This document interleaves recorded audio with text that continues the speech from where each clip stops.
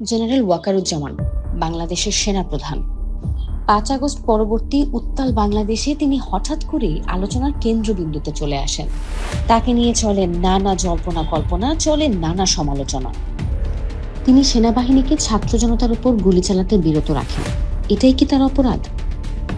তিনি এসএসএফ এর গান পয়েন্টে দাঁড়িয়ে প্রাক্তন প্রধানমন্ত্রীকে পদত্যাগ করার অনুরোধ করেন। এটাই কি তার অপরাধ? তিনি ৫ আগস্ট এবং পরবর্তী বাংলাদেশের স্বাধীনতা ও সার্বভৌম রক্ষা করেছেন। এটাই কি তার অপরাধ? তিনি বাংলাদেশকে সম্ভাব্য গৃহযুদ্ধ থেকে রক্ষা করেছেন। এটাই কি তার অপরাধ? তিনি চাপের মুখেও সামরিক শাসন জারি করেননি। এটাই কি তার অপরাধ?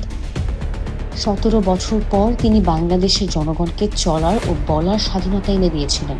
এটাই কি তার অপরাধ? ২৫ ফেব্রুয়ারি ২০০৯-এর মতো সেনাবাহিনীকে ভবিষ্যতে কেউ যাতে আক্রমণ না করে এই সতর্কবাণী করাটা কি তার অপরাধ ছিল? সশস্ত্র বাহিনীকে সম্মানজনক অবস্থানে নিয়ে যাওয়াটা কি তার অপরাধ? আসলে তার যত অপরাধ আমাদের মতো সশস্ত্র বাহিনীর অফিসারদের কাছে। আমরা সারাদিন তার অপরাধ খুঁজে বেড়াই।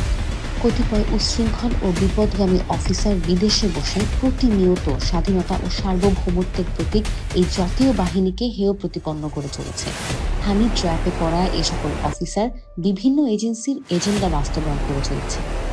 কিন্তু দেশ ও জাতির কাছে জেনারেল ওয়াকারুজ্জামান একজন জীবন্ত কিংবদন্তি এবং ইতিহাসে তাই থাকবে।